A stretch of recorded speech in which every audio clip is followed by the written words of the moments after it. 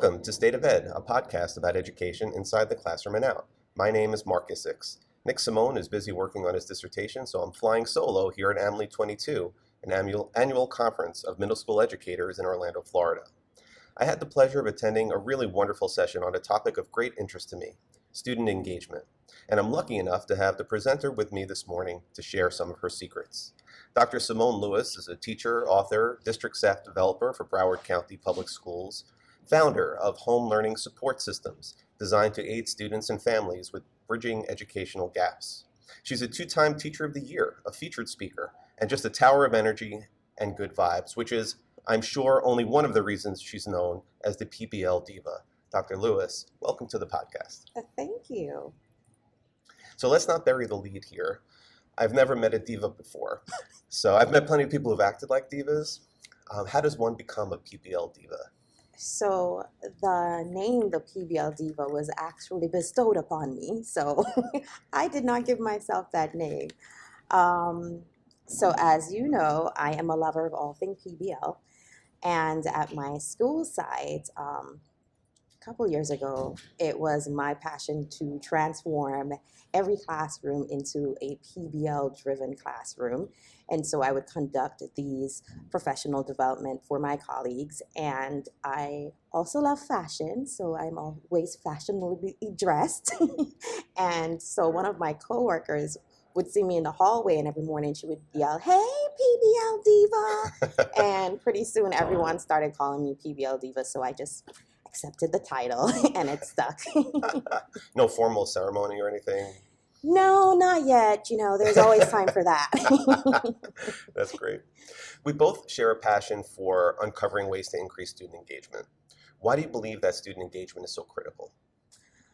I believe it's so critical, and I shared this in my session yesterday, because it can leave a very lasting impact. So, for example, I am not a lover of math. Math teachers, I know. However, looking back, I can identify the exact moment that I fell out of love with math. And it was a particular teacher, I will not say her name, when I was in the 7th or 8th grade. And I remember that she would just sit at her desk, the board was right behind her, and she would literally just turn to write on the board. And at that time, I was in an advanced placement math class, and I would hear my friends that were not in advanced math bragging about all the great hands-on activities that they were doing in their class. I decided that I was going to flunk out of that class so I could get into and this is an honestly true story. And since that moment, I didn't like math anymore. And it wasn't because I wasn't capable of passing the class. It was just because I was not engaged. I hated going to, and that's a strong word, but I really did. And so when I started teaching, it was my goal to make my classes very exciting, very engaging. I'm very theatrical. I like to act things out. I like to wear costumes. I like to get on their level. However, I did see myself falling into that. Let me just follow what the textbook says. Let me pay attention to these standards. There's a tremendous amount of pressure to do that. Exactly. And I had to take a step back and have that courageous conversation with myself. And that happened when I was an elementary teacher, because you have to teach all those subjects. Math time, I realized I wasn't my authentic me. And I realized that based on my students' data, they were doing well in every other subject. Math, and I'm like, why aren't they getting it? But then I had to step back and say, hey, girl. These kids want to learn. You're just boring, boo. It's me. So you were passing on I was passing on my trauma with math to my students. And I was like, enough. And so I started thinking of, well, what was I doing in reading and in social studies and science that made them like really excited? I could see it on their faces. Math time, they looked at me like, okay, let me get my math book. And I realized I was doing hands-on things. I was doing centers. I why wasn't I doing centers with math? Because you didn't have a passion for it. Because I didn't have the passion for it. I told myself they couldn't handle centers, but I couldn't handle releasing them to centers because I didn't feel that I was capable enough to manage centers effectively.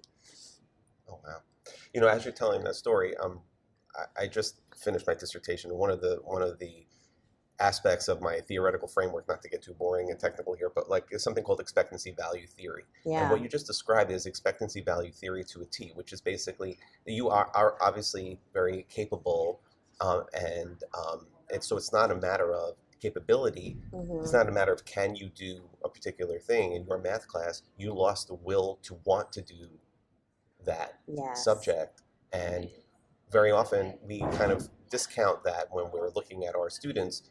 We say, well, either they can do it and they'll achieve, or they can't do it and they won't. But very often they can do it but choose not to do it. That's the second question that they ask themselves when, psychologically, which is why a lot of times as teachers we say to a student who we know is very capable, who we believe in, we say, I don't understand. I know you can do it. I know you can do it. Why aren't you doing it? And it's because there's the other side, which is they find no meaning, or they ascribe no value to it. So they won't remain engaged and they won't remain driven to do that work because they just don't see the payoff for their time. Absolutely. And that's I prefaced in my sessions yesterday, I'm going to say some things. Do not feel like I'm coming for you. These are things that I said to myself. One of the things I said to myself was every day should be career day. Why is it that we only focus on one day of the school year to be intentional about expressing to our students how your future aspirations are aligning with what I'm teaching you today? I love that. Why? And so that's how do you achieve that? For me, one of the biggest ways is through project-based learning, because you're continually intertwining all of these different content areas and you're getting authentic connections to whatever you're covering by inviting professionals, experts in those fields. And now you're opening someone's eyes, a student eyes that never thought of this career. Wow. This is actually a career. Right. And so I think when we become more intentional about those things, making sure our students are engaged, making sure we are showing connections between your ultimate end goal and what we're doing right now. Because I remember saying to myself, when am I going to use functions? Exactly. And yesterday after one of my sessions, because I shared that, and I was like, math teachers, I know I'm going to have a growth mindset, but I still don't know when we use functions. And a math teacher was so hilarious. She stayed behind and she's like, I feel the need to represent math teachers. So, and what was her answer? So her answer was, you probably won't need it in your line of work. However, the way that I connect it with my students and I tell them is that it is like when you're weightlifting. And I loved her explanation. She said it's like when you're weightlifting. You go to the gym, you weightlift, and you're doing that to build endurance, to build up your muscles. But you're really not going to go to work and start pumping iron, right? But it helps your overall well-being.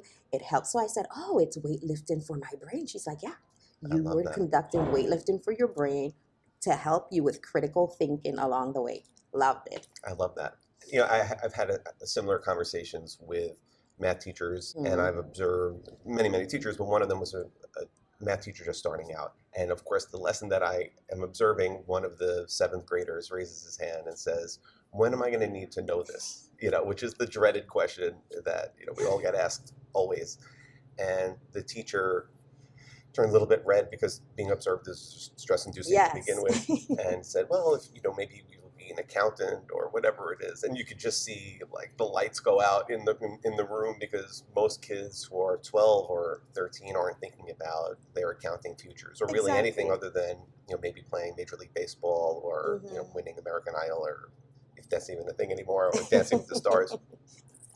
And so when I was meeting with him afterwards, I said, And this is, I wish I had your line about the weightlifting for my brain, but what I said to them is that really the exercise here is that you're teaching your kids how to think. Yes. And that you're using mathematics to teach kids how to think, someone else is using English to teach kids how to think, and someone else is using phys ed to teach kids how to think. If everybody really is here to teach kids how to think, and you're going to need a mind that is well developed in critical thinking, in analytical Yes. thinking, to be successful in whatever it is that you choose to do. So this is the training ground, so then you can go off and do anything that you want. Absolutely. Couldn't agree more. Let's talk about project-based learning. So Yes. since you are the PBL Diva, in your presentation, you really gave many wonderful examples of how you kind of take it to all these incredible levels. So is the sky the limit for PBL, in your opinion? So I stumbled upon PBL while at Nova Southeastern University. We had an assignment. I don't remember the exact assignment, but I do know that we had to look at innovative approaches towards education. Two of which really stuck with me was total physical response. The other was project-based learning. And I would later, when I went back for my doctorate, I aligned my studies with both of those things. And then project-based learning, when I really started diving into project-based learning, at that same time, our district was making a shift to reimagining middle grades, and project-based learning was one of the components. So it was like, Right, just the right, like right everything confluence was, of events, right? yes, everything was just, okay, like it was meant to be. And so I really started to push that agenda in my classes. And at the time, I was a reading teacher, and I had what I refer to as the striving readers. Okay. So the striving readers, and I was like, whenever we have an informational text, it's like womp womp. There it goes. Yeah, Right? Like there it goes. The It's air like, goes right out the oh, balloon. this reminds me too much of history class or science class. And so I started incorporating more PBLs during that time frame whenever I was doing informational text. And I aligned my dissertation around that, student engagement using project-based learning and total physical response. And I would use TPR for the vocabulary component, having them do hands-on actions to connect with those words to really solidify the concepts.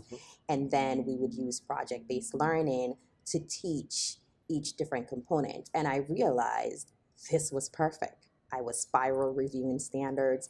I was hitting standards that, like, introducing standards that we didn't even cover before.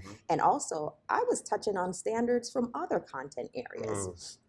And so in one of our team meetings, I brought it up to my team, and I was like, hey, how do you guys feel about doing a PBL? I was like, wait, listen, what the plan is. Come back.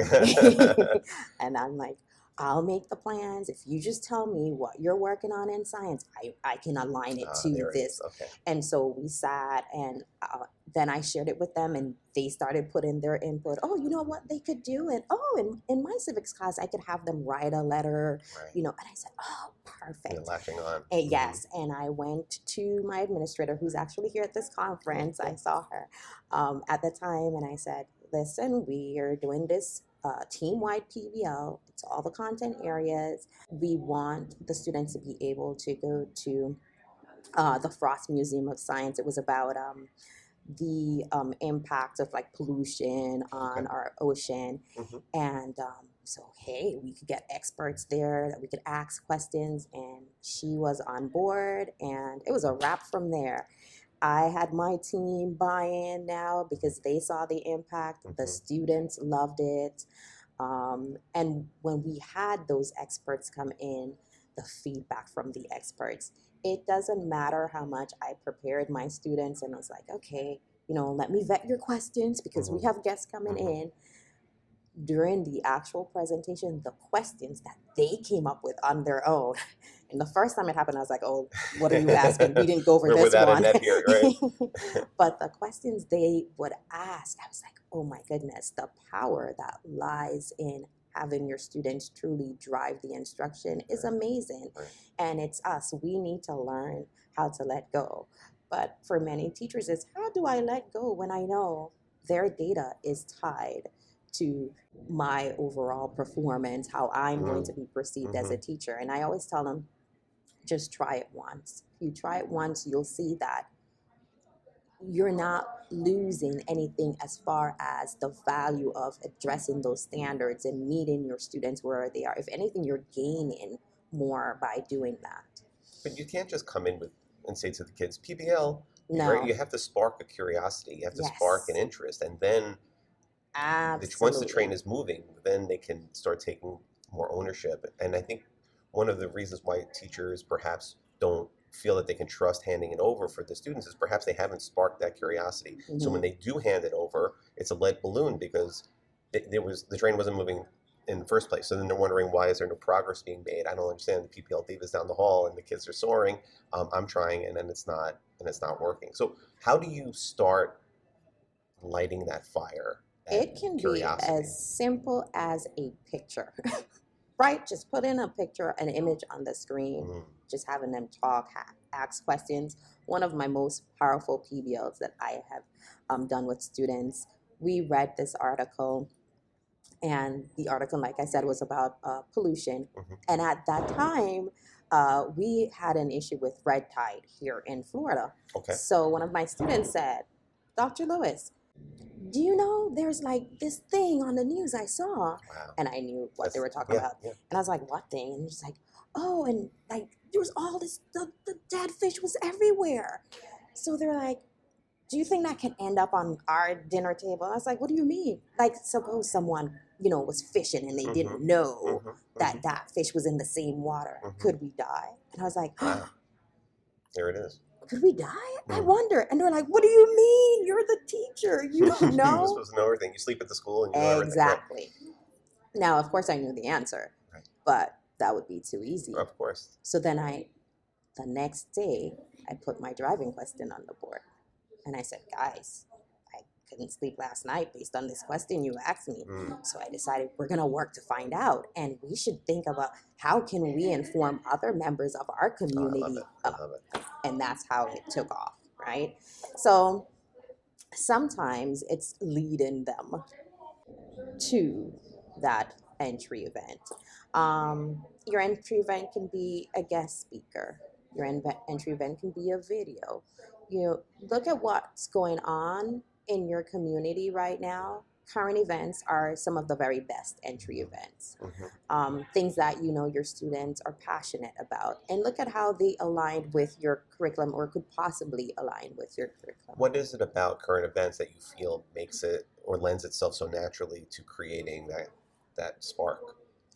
So I think a lot of time we teach about history, which is important, but sometimes students don't feel connected to things of the past. Yes. So I'm a former history teacher, right. so amen to that. So when we embed current events in the curriculum, I think when they see how they can impact a future generation and make an impact right now, then it's easier to say, hey, let's reflect on lessons learned, or to incorporate, well, what studies have been done before us, Right. those types of things. And I Yeah. also find that what's current has its own built-in relevancy. Yeah. But it also, let's be honest, the way that news is today, things have a dramatic angle to them, which lends itself to interest and lends itself to curiosity. Headlines make us want to read more. It's not Yes. accidental. So it's a little bit also about a tease. What's the most sort of compelling idea that will make me want to read the next sentence or the next paragraph? Absolutely. So I feel very strongly, and this is one of the things that I'll be presenting about later today, is for me, there are three things that go way back, like 2,500 years to the amphitheaters of ancient Greece, which is conflict, drama, and human interest. And people have been compelled by those three things for millennia. 2022 is no different than 222 BC in terms of if it's dramatic or there's conflict or there's a human interest component to it, people are going to want to know more. They're going to want to investigate that further. So I feel like that's a good place to look when you're trying to find the ways to kind of hook your kids in to what you're doing. All right, let's reveal some secrets, okay? Okay. When I entered your session room, you had this really engaging visual presentation. You had distributed noisemakers. At one point, the conference center accidentally started pumping music into the room. So instead of kicking over the projector and leaving like I probably would have done, out of sheer frustration. You made the most of this sort of unplanned situation. Does that come naturally to you? Have you undergone special training in the mountains of Tibet? Like, how I do you make that So happen? I'm going to tell you that moment. Yesterday was the talk of the town. Yesterday we had a gathering and they were like, that was amazing. And you adjusted your voice with the elevator music that was coming through the ceiling. We thought it was planned. I was like, absolutely not. I was like, what is that voice from above? um, it was, and I did not go to any training. In fact, I was speaking to Stephanie from AMLE last night, and I said, you know, you created this monster, because she came to my school site. She walked into my classroom, her and a group of others from AMLE. At that time, my students, they were actually doing a PBL. Mm. We had experts and they were asking questions. And later she reached out to me on social media, on Twitter, and she said, hey, would you be interested in presenting it? And I was like, Mm. presenting what? I'm not doing anything spectacular, because to me, I'm just doing It's just great. another day, right? Yeah. And she's like, no, you have this energy. And she's like, would you? And of course, the pandemic came, so it was virtual. And I was like, okay, how am I? And I did my first one online, and they were like, oh my gosh, your energy. Mm. It's so hard, usually virtually, and your energy was just exuding. And they were like, the feedback is amazing. Wow. And I remember thinking to myself, this joy that I felt, it was like my first day teaching. And I was like, oh, I love it. She created this monster, because now I not only present professionally, but I also, that's my job. I'm a staff developer Right. where I'm creating these decks and presenting it. So I think it just comes naturally, but I didn't see. You didn't see it in yourself I until did not someone. see it in myself. And so That's it's so interesting. important where, you know, we call out those great things that we see in others. And it goes back to teachers too, right? Yeah. Sometimes you have to speak that into your students because they don't see it themselves. That's right. You know? No, I totally agree with that. Yeah, that student that's talking in your class, or if that person disrupts your class and everyone else is going to disrupt your class, that's a leader. That is a leader in training. You just need to start molding that student, and you need to call that out to them. And I've done that many times. Have you ventured into the virtual reality or augmented reality space, and where do you see that going in the classroom? So I'm really big on game-based learning and gamification. I'm self-taught, so I'm learning as I go. But the great thing is there are a lot of resources online that's user-friendly. Microsoft, for example, has Microsoft Learn, which is a great platform for teachers to learn anything that you'd like to learn. So one of the things that I've used in my classroom is Minecraft for education. And I've actually used that as a PBL. So for this PBL, if my memory serves me right, they had to create a sensory learning spa. So it was to encompass social emotional learning with project based learning, and of course, those literary elements, because at the time I was a reading teacher. And so the kids created their virtual sensory spas, and they had to present to our panel, our guest judges. Other things that we have done, I love Merge Cube. A lot of people don't know about Merge Cube. It's so awesome. Do you know what a Merge Cube is? I've never held one, but I've seen videos of them in action. Can you describe that? I think they're fascinating. Can you describe them for the listeners? Well, it's dwindling now, because me being the kind person that I am, every time I do a lesson with it, and I have a student that's so in awe with it, and they come after class when it's just us, and Dr. Lewis, can I have one? I give them one. So I think I'm down to maybe like six now, but I had a dozen at one point. So it's literally like a foam cube, and it has little symbols on each side, but I guess that's the coding or programming. I am not, let me tell you, as far as the tech part, we share that I'm still an Android user. Whoop whoop. With each, it already comes with apps that you can use. So for example, there's an app called the Body app, and it basically takes the user, they have to download the app on their phone, and then they scan the cube, and each side of the cube corresponds to a different organ within the body. And then they can take a deeper dive. They can see inside of the heart, they can see the valves, everything. So the students are always in awe. And I like to pair that with an informational text, because usually, kids see an informational text and they're like, wah, wah, boring. But if now I know I'm going to read, and I'm also going to explore the parts, it just brings everything together, and they literally are begging for more. So those are some of the things that I've used. I talk about this all the time in my session. Like, they should make me an ambassador. I love game kits. um, because it's game based learning, right? So kids are competing against each other, or just points for themselves or with teams. And I love that they have play on different games that maybe the kids like. For example, Among Us. I'm pretty sure they will say it's not, but they have one that's similar to it. It's called Trust No One, and they have to figure out like who's the imposter in the classroom. My students loved that. um and you get to align it with your standards, right? You can create, say for example, you have a reading passage in their comprehension check questions or vocabulary words. You can create your own questions, or take questions from that reading passage and place them in now a game format, so you're assessing your students but in a fun way. And also the site also have their own already pre-made, or teachers that have shared other games that are aligned to different standards or content areas. There's something for math, every subject you could think of. So I think it's very important that we get out of our comfort zone. I'll let you know that the first time I used Minecraft, I really didn't know what Minecraft was. The only reason I learned about it was because of my son. He kept talking about the Enderman and all of this stuff.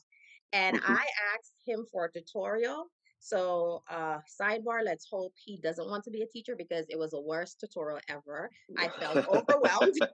He was using all this terminology I didn't know. But it didn't deter me, because at the time I think my son was maybe like 8, and I was like, if he's 8 and he can figure out Hmm. all of this on his own, learning from his friends, I can do it with my students. And so I was like, you know what, I'm going to share the lesson, and we'll see, and we'll learn together. And my students knew what to do. So don't worry about not being tech savvy. Your students will appreciate the effort that you're putting forward. And we have to get in that frame of mind that technology, TikTok, all of those things, those are our competitors right now. For us to Yes. say we're only going to use paper pencil and the textbook, and this is not, you're not here to have fun, you're here to learn. uh Hmm. both Hmm. those Hmm. things should go hand in hand, right? So get out of that frame of mind, and don't be fearful to incorporate technology within your learning spaces. I love that you said that, because it's a great reminder. We don't have to be sort of the masters of all domains in the classroom anymore. We can actually defer to the excellence that the students have and the proficiency that the students have in technology, and let them guide certain aspects of that learning and those activities. And that's why it's so important to empower students by giving them the opportunity to demonstrate their understanding in so many different ways. And you could always use that as a lever to get back to the more traditional ways that students will demonstrate understanding, because we understand that very often there are traditional assessments that do exist and they are real, even though we try to ignore a lot of the awful policy making that goes on state education levels. But um, so they are ways assessing kids in a traditional manner on those assessments. We don't have to just only start there and end there. We can actually explore and go into all these different spaces, and then use that as a lever to get back to writing that paragraph, or go back to annotating, or go back to whatever it is that the skills that you're looking to have kids perform at, when it comes to taking that summative assessment at the end of the year. So where do you go for inspiration and new ideas other than your son's Minecraft account? I was gonna say, other than my son in general, because his mind is just amazing to me. I think I shared with you that he is on the autism spectrum, so he challenges me to think outside of the box daily without even knowing it. Like I'm trying to learn more about Legos in the classroom, because he has been fascinated with the Legos since birth. Now he does like these scenes, and the scenes, when he says, "Oh, mom, can I show you where I build?" And sometimes I'm like, yeah, okay, sure, and I'm not really listening. But a few days ago he showed me a scene, and it was so intricate, like the storyline that accompanied the scene that he Mm. built. I was like, oh, we should write a story to go with that. And of course my teacher brain is like, well, how can I put this, within a curriculum? And I actually looked, and they have like lessons online. So I'm doing research on that. So things When's going his midterm? on. I know, right? Things going on in society, songs, music, right? I think because I'm musically inclined, not the singing or any talents like that, but I learn best if something is put to lyrics, or if I can see a picture that accompanies it. So I'm auditory and visual. So I'm always looking at, okay, well, what's new? What's something that I can make a song, use that beat, and teach a concept, or videos. Um, like my video that I did, and my new thing now is I'm trying to learn. I'm a little late, but I'm trying to learn how to do those Instagram reels, and the ones that you do like the voiceovers with things that's going on in society. So my students, my son, my friends' children, those are all things that inspire me.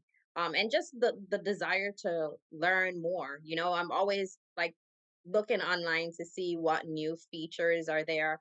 Our district uses Teams and Microsoft products, so I'm always looking to see what's new, what new that something new that Microsoft has that can benefit our teachers and our students. I'd like to just end with a discussion of your home learning support program. So, what led to the establishment of this initiative? So I am also the proud parent of a middle schooler. He just started middle school this year. Good He's in the luck. 6th grade. I already had two who went through that phase, and I would not trade seats with you for anything. So knock on wood, it's going great so far. So when we started, it was during the pandemic. He was in elementary, and so it was going well for me as a teacher. But as a parent, I was like, "What is this?" Because they're, all the teachers are in online. It depends. Some of the classes, it was read this, do this, upload it here, where he didn't even know how to upload. And then he just didn't want to. Like, I don't like this. I don't want to do this. And I started coming up with my own schedule for him. I basically transformed my home into a learning environment, had our own schedule, even did lunchtime. Which something tells me you probably found some particular joy in doing, because that's sort of like your I creative did, nature. yes, because I wanted him to feel like it was school. And then I had friends that would reach out to me and say, "Hey, I need help. My child is literally driving me crazy." Right. And so I would give them tips and assistance as well. And then I said, "Well, you know what? My students, they're excited when I do vocabulary jams, and I have all these friends reaching out to me saying, they're finished with all their work and now they're just in the house." Right. So I said, okay, I'm going to do virtual jams, and I'm opening it up to everyone. So I did. We had participants in Jamaica, England, because people shared it with others. And I did that one time, and someone messaged me and said, "When is the next one?" Wow, the next one, right? I was like, "The next one." And then they started saying, "Are you tutoring? Do you know anyone who's tutoring?" And like I said, math is not my zhuzh. So then I was like, okay, if I recommend someone, it's someone that I know it's going to bring the same energy. So I was like, maybe I should do a tutoring company. And that's how it formed, because I was trying to help the parents to bridge the gap between home and school. And that's the slogan. So Right. I feel like everything in my life thus far, it's literally me stumbling into my purpose, right? I would like to say I gracefully walked like a diva into my purpose, but I have been stumbling into my purpose. But it's not, stumbling almost, has like a negative connotation Yeah. to it, right? It's you are doing the work, and then when the doors of opportunity are presenting themselves, then you are in position to walk through them. You know what? You're absolutely right. And they're not those turn the knob doors. They're that automatically sliding open doors for me. You were absolutely Right. correct. Or someone Yeah. turning the knob for you, Yeah. which has happened with your Yes. PBL Diva Yes. nickname and everything else. Dr. Lewis, I really can't thank you enough for taking your time here, not only to share multiple presentations with all the conference attendees here, but just to take some extra time out just to talk with me and share your story with Absolutely. people who listen to this podcast. So really very grateful for you and your time. Thank you for having me, and I hope that I've inspired someone to sprinkle some engagement and fun into their classes.